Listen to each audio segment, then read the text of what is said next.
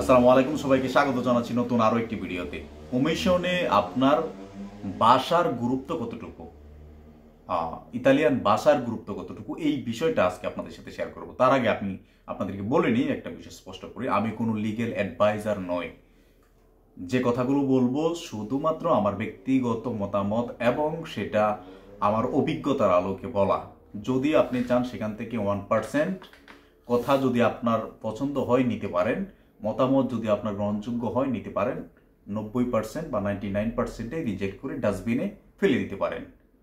যদি আপনার পক্ষে সেটা 1%ও যায় তাহলে আমার ভিডিওটা তৈরি করার সার্থকতা আসবে। যাই হোক, ভাষা এরকম একটা গুরুত্বপূর্ণ বিষয় সারা বিশ্বের জন্য, সেটা যারা আমরা দেশের বাইরে থাকি তারা তো জানি, ইভেন যারা দেশে রয়েছি তারাও জানি। ভাষা বর্তমান বিশ্বের মধ্যে একটা আলাদা দক্ষতার জায়গা তৈরি করে নিছে। আপনার যতগুলো দক্ষতা রয়েছে, অর্থাৎ আপনি as a mason, welder, plumber বা আদার্স যে প্রফেশনগুলো রয়েছে ওইগুলার যেরকম গুরুত্ব বহন করে, এই ভাষাটা বর্তমান বিশ্বে সেম। আপনি বাংলাদেশের দিকে তাকিয়ে দেখেন, আপনি যদি বাংলাদেশ থেকে কোনো ভালো কান্ট্রিতে যেতে চান, সেটা স্মার্ট স্যালারি নিয়ে এবং আপনার ওয়ার্ক ভিসা হোক বা স্টুডেন্ট ভিসা হোক, সেখানে কিন্তু আপনার ভাষার প্রয়োজন হচ্ছে। কেমন হচ্ছে? আপনি যখন বাংলাদেশ থেকে জাপানে যেতে চান, সেটা স্টুডেন্ট হোক বা ওয়ার্ক ভিসা হোক, আপনাকে কিন্তু Japanese language school certificate pass করেই যেতে হবে। কোরিয়াতে যেতে চান, সেখানেও আপনাকে কোরিয়া পরীক্ষা দেওয়ার পর সেখানে আপনি পাস করার পর আপনাকে কোরিয়াতে যাওয়ার সুযোগ দিবে। সেম সিস্টেমটা আপনি যখন নিউজিল্যান্ডে যাবেন, আপনি যখন অস্ট্রেলিয়াতে যাবেন, আপনি আমেরিকাতে যাবেন, কানাডাতে যাবেন, এইসব যে দেশ, ইংল্যান্ডের মতো যে দেশগুলো রয়েছে, সেখানে যখন আপনি যেতে যাবেন তখন কিন্তু আপনাকে ইংলিশ ভাষার উপরে পরীক্ষা দিতে হবে, অর্থাৎ আইএলটিএস পরীক্ষা দিতে হবে। সেই পরীক্ষা যখন আপনি ভালো একটা মার্কস অর্থাৎ পাস লেভেলটা করতে পারবেন, তখনই কিন্তু আপনাকে সেই দেশের ভিসা দেবে। তো ইতালিতেও সেম। যখন আপনি ইতালির ভাষাটা আপনি আয়ত্ত করে নেবেন, তখন আপনাকে আর পিছনে তাকাতে হবে না। ভাষার গুরুত্ব বোঝানোর জন্য এতক্ষণ এই কথাগুলো বললাম আপনাদেরকে, যে ভাষাটাও একটা দক্ষতার মধ্যে পড়ে। তো এখন কথা হচ্ছে যে আমরা যারা পায়াজেসি কুরু আইনে পড়ছি তারা তো আসলে খুব অল্প সময় পাচ্ছি যে আমরা আসলে ভাষাটা কিভাবে কভার করব। যারা আপনারা অল্প সময় পাচ্ছেন, 1 থেকে 1.5 মাসের ভিতরে কমিশন হয়ে যাচ্ছে, তাদের ব্যাপারটা আমি বলবো যে আপনাদের যাদের অলরেডি কমিশন চলে গেছে, আশা করছি আমার ভিডিও যারা দেখতেছেন তাদের কমিশন এখনো যায়নি। কমিশন চলে গেলে আসলে এই ধরনের ভিডিও খুব বেশি দেখার আগ্রহ থাকে না। তো যারা কমিশন দেবেন, আশা করছি যে এখানে 90% মানুষই আপনারা নতুন আসছেন, আবেদন করছেন বা কমিশন দেবেন সামনে, নতুন আইন হোক বা পুরাতন আইন হোক। যারা আপনারা কমিশন দেবেন, আপনাদের কাজ কি? সেটা হচ্ছে অন্তত পক্ষে একটা সরকারি ল্যাঙ্গুয়েজ স্কুলে অ্যাডমিশন নেওয়া এবং সেখানে 10 দিন, 12 দিন, 15 দিন বা 1.5 মাস, 2 মাস যতটুকুই সময় পান না কেন, সেখান থেকে একটা ছাড়পত্র আপনার কমিশনে দেয়া যে আমি স্কুলে ভর্তি হয়েছি এবং আমি ল্যাঙ্গুয়েজ যে ভাষার যে ব্যাপারটা সেটা আমি শিখতেছি। এটা আপনার কমিশনে অনেক গুরুত্ব বহন করে। এদেশে আপনি যখন থাকবেন, আমরা সবসময় বলি আমাদের ইসলামিক যে সেক্টর রয়েছে বা ইসলামে যেটা বলা হয়েছে যে আল্লাহ তাআলা কিয়ামতের দিন আপনার কোনো প্রকারের ইবাদতেই যদি গ্রহণযোগ্য না হয়, তাহলে সর্বশেষ যে বিষয়গুলো দেখবে আপনার নামের উপরে ভিত্তি করে আপনাকে জান্নাতে প্রবেশ করানোর একটা চেষ্টা করবে। মেইন থিং হচ্ছে যে আপনাকে কিভাবে জান্নাতে দেয়া যায়, একটা ইস্যু আল্লাহ তাআলা খুঁজবে যে ওর ভালো কি দিকটা রয়েছে, ওইটা বের করো। সেম প্রক্রিয়া যখন আপনি কমিশনে রিজেক্ট চলে আসবে, তখন আপনাকে যখন 1বার 2বার পর্যন্ত আপনি আপিল করবেন, তখন আপনার আমল নামা দেখা হবে যে আসলে সে এই যে এতদিন আমার দেশে থাকছে, খাইছে, কাজ করছে, তো সে আসলে কি করছে, তার আমল নামাটা কি, সে কি আমার দেশ সম্পর্কে কোন ধারণা আছে, আমার দেশের হিস্টোরি কি, সে হিস্টোরি বা ইতিহাস কি জানে, এই ইতালির সংস্কৃতি সম্পর্কে তার কি ধারণা রয়েছে, ভাষাও কিন্তু সংস্কৃতির একটা অংশ, সেই ভাষা সম্পর্কে কি ধারণা রয়েছে, এই ব্যাপারগুলো সামনে আসবে যখন আপনি রিকোর্সও করবেন, তখন আসবে। সো আপনি যখন কমিশনে এই যে ছাড়পত্রটা দিলেন, সেটা কিন্তু আপনার তখন কাজে আসবে, ব্যাপারটা মাথায় রাখেন আপনারা। এবং দ্বিতীয়ত অনেকেই আছেন যারা আপনারা 1 বছর পরে কমিশন পাচ্ছেন বা 1.5 বছর পরে কমিশন পাচ্ছেন এই নতুন আইনে। আমি আমার কথা বলতেছি, আমি 1.5 বছর পরে কমিশন পাইছি। তো এই যে একটা লং টাইম পাইলাম, এই টাইমের ভিতরে যদি আমি নিজের ভাষাটাকে ইমপ্রুভ না করতে পারি, সেটা 10% হোক বা 20%, 20% হোক, ডাজন্ট ম্যাটার। তো এইটুকু সময়ের মধ্যে যদি আমি আমার ল্যাঙ্গুয়েজটা ইমপ্রুভ না করতে পারি, তো সেটা আমার জন্য আসলে একটা লজ্জাকর ব্যাপার যে আমি 1.5 বছর 2 বছরের মতো এখানে থাকলাম, অথচ ভাষার কিছুই পারলাম না। তার মানে আমার এই ভাষার প্রতি কোনো আগ্রহ নেই। সো এই যে ব্যাপারগুলো আমরা ইগনোর করি, এই ব্যাপারগুলো সবচাইতে গুরুত্বপূর্ণ বিষয় হচ্ছে ল্যাঙ্গুয়েজ। আপনি যদি আপনার কমিশন নিজে দিতে পারেন, কোনো দুভাষীর প্রয়োজন না হয়, নিশ্চিত থাকেন যে আপনার কমিশনের রেজাল্ট পজিটিভ আসবে। সেটা হোক নতুন আইনে বা পুরাতন আইনে, যে আইনে ইনলাভ করেন না কেন। আপনি যদি স্যাটিসফাই করতে পারেন যে আমি আমার কমিশনটা নিজেই দেব, আমি কথা বলবো, বাস আপনাকে প্রুভ করার জন্য এতটুকুই যথেষ্ট। এতটুকু গুরুত্ব বহন করে আসলে ভাষা। সো যারা সময় পাচ্ছেন প্রতিনিয়ত ইমপ্রুভ করার চেষ্টা করেন। এখানে আমি একটা জিনিস আপনাদেরকে বলি যে ভাষার যে ব্যাপারটা রয়েছে, ইতালিয়ান ভাষা এবং ইংলিশ ভাষা বেশ কিছু ওয়ার্ড একেবারে সিমিলার, একেবারেই সেম, খুব বেশি পার্থক্য নেই।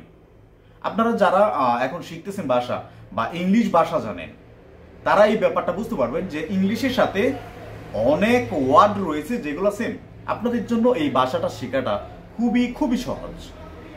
আর আপনাদের জন্য আরো সহজের যে ব্যাপারটা সেটা হচ্ছে যে আপনি যেহেতু ইতালিয়ান ভাষা শিখতেছেন, আপনারা জানেন যে ইতালিয়ান ভাষা আসলে ইংলিশে তাদের যে বর্ণমালা রয়েছে সেগুলো ইংলিশে। তো আমরা যারা ইংলিশ বাংলাদেশে পড়াশোনা করে আসছি, আমরা সকলে ইংলিশ লিখতে পারি, ইংলিশ পড়তে পারি। হ্যাঁ, ইংলিশ পড়াটা বাংলাদেশে সেটার একটা উচ্চারণ, এখানে আরেকটা উচ্চারণ, উচ্চারণে কিছুটা পার্থক্য রয়েছে। তবে এই না যে আপনার পড়তে অসুবিধা হবে, কিছুটা হয়তো সময় নিয়ে পড়তে হবে, কিন্তু আপনি পড়তে পারবেন। তার মানে আপনার যে 4টা স্টেপ রয়েছে একটা ভাষার, অর্থাৎ রাইটিং, রিডিং, লিসেনিং এবং স্পিকিং, এই 4টা সেক্টরের মধ্যে আপনার 2টা কমপ্লিট। কেমন? আপনি লিখতে পারেন, আপনি পড়তে পারেন। এখন প্রয়োজন আপনার শোনা, শুনে বলা, এই 2টা, বলা এবং শোনা। এইটা যদি আপনি প্র্যাকটিস করেন, যারা আপনারা ইংলিশে দক্ষতা রয়েছেন, আপনার জন্য এই ভাষাটা কিন্তু খুবই সহজ। আপনি কমিশনে বলতে পারবেন যে আমি ইতালিয়ান ভাষা পড়তে পারি, লিখতে পারি এবং কিছু কিছু বলতে পারি এবং শুনে বুঝতে পারি। এইটা আপনার কমিশনে কাজে দেবে। আপনি খাতায় নোট করে রাখেন যে সবচাইতে বেশি আপনাকে কাজে দিবে কমিশনে আপনার রেজাল্ট পজিটিভ করতে এই ভাষা এতটা গুরুত্ব বহন করে। এই ভাষা শুধু, আমি প্রথমেই আপনাদেরকে বলছি যে এই যে ভাষাটা, এটা শুধুমাত্র যে আপনার ইতালিতে কাজ করে ব্যাপারটা এমন না।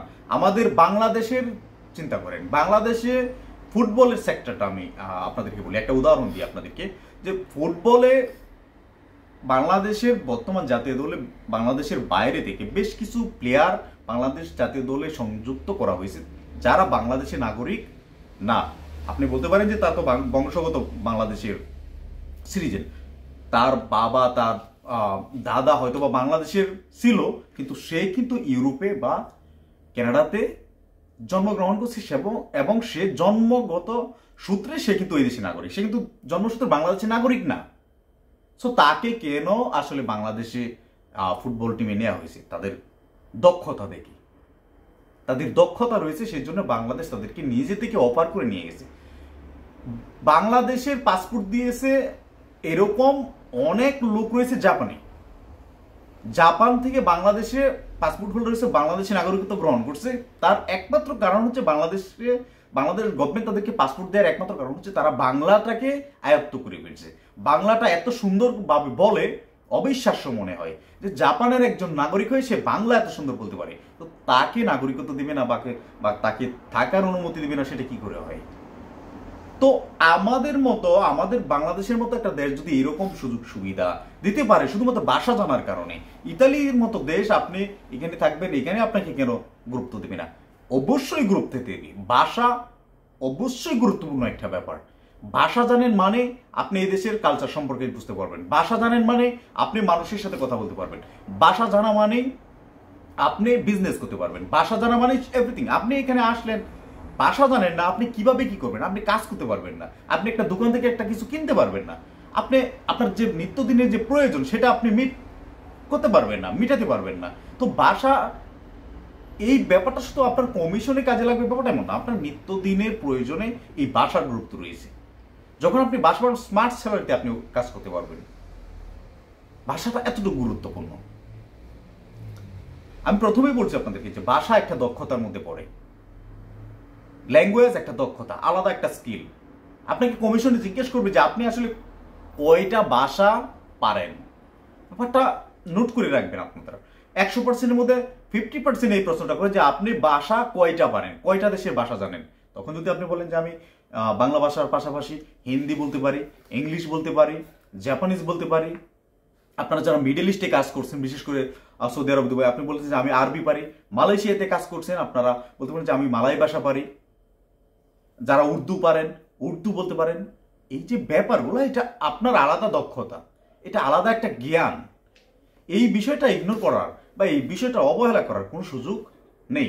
সো ভাষাটাকে গুরুত্ব দিন, ভাষাটাকে গুরুত্ব দিন। অন্ততপক্ষে যারা আপনারা কমিশন দেবেন, নতুন আইনে পড়ছেন, সময় খুব শর্ট, সেই সময়টুকুর ভিতরেই আপনাকে স্কুলে অ্যাডমিশন নিতে হবে। সেই স্কুল থেকে আপনার যে ছাড়পত্র, একটা সাময়িক ছাড়পত্র আপনাকে দিবে আপনার কমিশনের জন্য, সেটা সাবমিট করবেন। আপনার অন্য কোনো ডকুমেন্টস যদি তারা স্ক্যান করে না নেয়, অন্ততপক্ষে এই ডকুমেন্টসটা আপনারা রেখে দেবে। চ্যালেঞ্জ করে বলতে পারি যে এই ডকুমেন্টসটাই তারা সবচেয়ে বেশি প্রায়োরিটি দিবে। ভাষাটা এতটুকু। যারা অলরেডি ভাষার কোর্স 180 ঘন্টা বা 200 ঘন্টা বা 160 ঘন্টা বা 140 ঘন্টা যতটুকুই কমপ্লিট করে না কেন, আপনি যে সার্টিফিকেটটা পাইছেন এটা দিয়ে আপনার যদি বাংলাদেশে SC level, intermediate level complete করা থাকে, আপনি ডিপ্লোমাতে অ্যাডমিশন নিয়ে নেন। ডিপ্লোমাতে অ্যাডমিশন নিয়ে নেন। যেহেতু আমরা এই দেশে আসছি, এই দেশে থাকার পরিকল্পনা আছে, সো এই দেশের সংস্কৃতি, এই দেশের ভাষা আমাদের জানা প্রয়োজন। আপনি ডিপ্লোমাতে অ্যাডমিশন নিয়ে নেন, ডিপ্লোমা কমপ্লিট করেন, দেখেন দেন আপনার স্টেপটা কোথায় যায়, কোথায় গিয়ে দাঁড়ায়। একটা এই দেশের ল্যাঙ্গুয়েজটা আপনার কেরিয়ার দাঁড় করিয়ে দিবে। চ্যালেঞ্জ করে বলি যে আপনার কেরিয়ারটা দাঁড় করে দিবে সম্পূর্ণ, শুধুমাত্র একটা ভাষা, যদি আপনি ভাষাটা আয়ত্ত করতে পারেন। আর যারা আপনারা পড়াশোনা করে নেই, আপনারা অন্ততপক্ষে লিখতে পারেন, কিছু কিছু পড়তে পারেন, তাদেরকে বলবো এই ভাষাটা আপনারা আয়ত্ত করেন। বা ভাষার যে সাধারণ যে কোর্সগুলো রয়েছে, মেইনলি 160 ঘন্টা, 140 ঘন্টা, 180 ঘন্টা, 120 ঘন্টা, এই যে কোর্সগুলো রয়েছে এইগুলো কমপ্লিট করেন। অবশ্যই ইতালিয়ান গভর্নমেন্ট দ্বারা সার্টিফাই যে প্রতিষ্ঠানগুলো রয়েছে সেখান থেকে। এই ব্যাপারটা মাথায় রাখবেন। যে কাজই করেন না কেন সেটা গভর্নমেন্টের যে প্রতিষ্ঠান রয়েছে সেখান থেকে করবেন। এটা আপনার জন্য একটা প্লাস পয়েন্ট হয়ে কাজ করবে। এখানে থাকতে গেলে অবশ্যই সেটা কাজ করবে, কমিশনে কাজ করবে, এছাড়াও আপনার বাইরে কিন্তু এগুলো কাজ করবে। যাই হোক, অনেকগুলো কথা বললাম। মোস্ট ইম্পর্টেন্ট হচ্ছে ল্যাঙ্গুয়েজটা কমপ্লিট করেন। আপনারা যেভাবে পারেন ল্যাঙ্গুয়েজটা প্রতিদিন প্র্যাকটিস করেন। আর যারা ইংলিশ পারেন তাদের জন্য ব্যাপারটা সহজ, আপনারা লিখতে পারেন, আপনারা পড়তে পারেন।